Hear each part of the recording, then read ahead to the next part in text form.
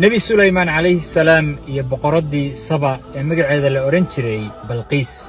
maalin maalmaha ka mida nebi sulaymaan calayhi salaam isagoo kor meeraya ciidankiisa ka kooban jinka, insiga iyo shimbiraha ayaa safkii shimbiraha markii uu yimid buu wuxuu ka waayey shimbirkii hudhudka.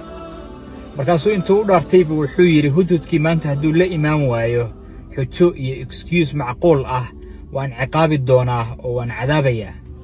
in yar kadib waxaa yimid shimbirkii hudhudka ahaa.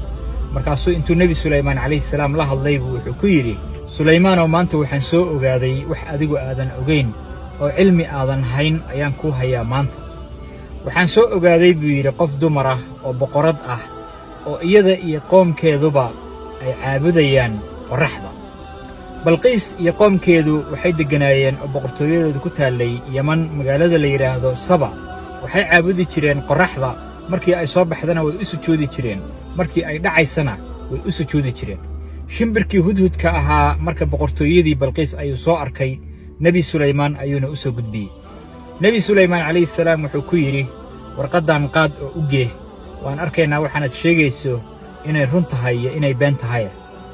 nebi sulaymaan calayhi salaam waraaqda balqiis wuxuu ugu qoray in uu ku bilaabanayo bisinka allah subxaana wa tacaala inuu yahay sulaymaan, iyagana inuu amrayo inay u yimaadaan oo isku soo dhiibaan iyagoo muslimiin ah.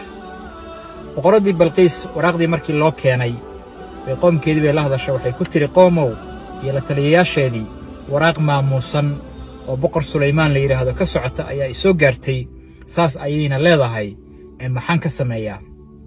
nimankii la taliyayaasheeda ahaa jeneraaladeedii iyo wasiirradeedii waxay yidhaahdeen, annugu dad awood leh baan nahay, wixiina soo weerarana waa iska difaaci karnaa, ee adigoo wixii kula habboon iyo go'aanka aad qaadanaysid aday ku taallaa.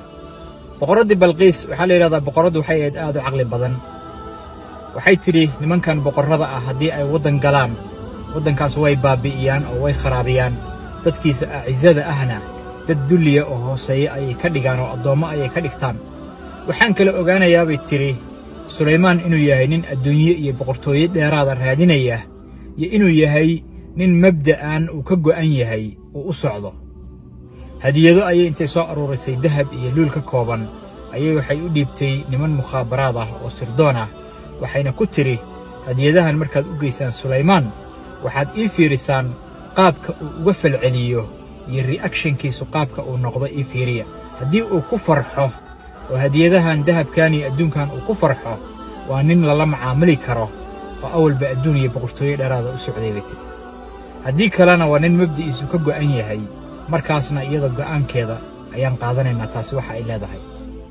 nebi sulaymaan calayhi salaam markii loo keenay hadiyadihii dahabkii iyo luulkii ayuu intuu ku xanaaqay buu wuxuu yidhi, ma waxay doonayaan inay igu laaluushaan dahab iyo xoolo anigoo allah subxaana wa tacaala uu isiiyey boqortooyada adduunkan oo dhan?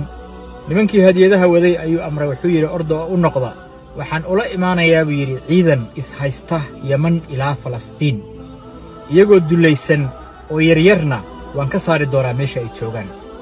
isla markiiba nebi sulaymaan calayhi salaam ciidankiisii ayuu la hadlay, wuxuu yidhi, yaa ii keenaya carshigeeda iyo kursiga ay ku fadhiisato balqiis oo hadda agteeda soo dhigaya.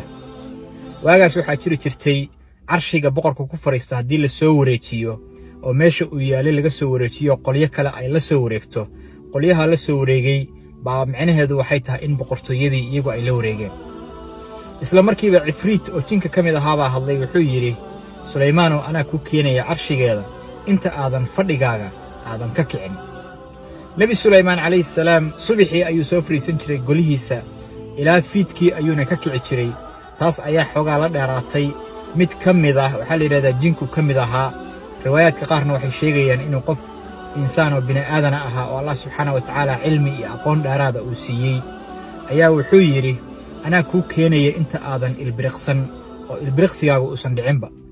isla markiiba nebi sulaymaan calayhi salaam waxaa la soo agdhigay carshigii iyo kursigii boqoraddii balqiis.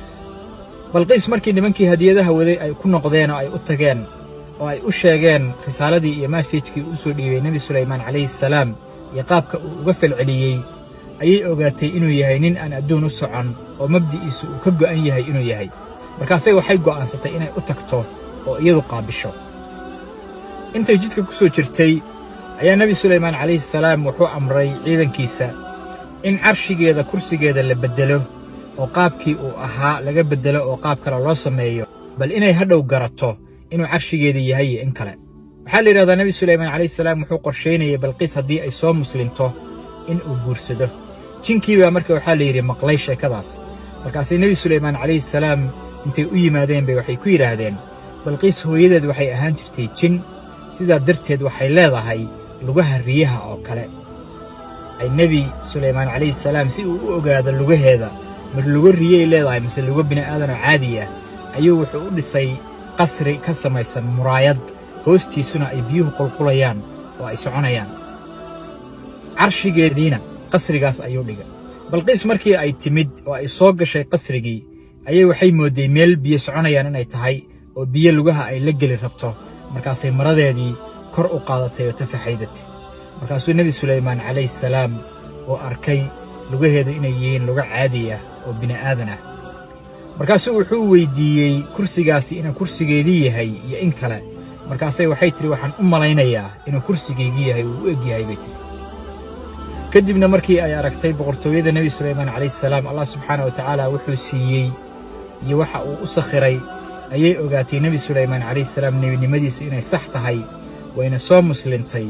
waxayna tidhi, rabbi innii dalamtu nafsii wa aslamtu maca sulaymaana lilaahi rabbi alcaalamiin.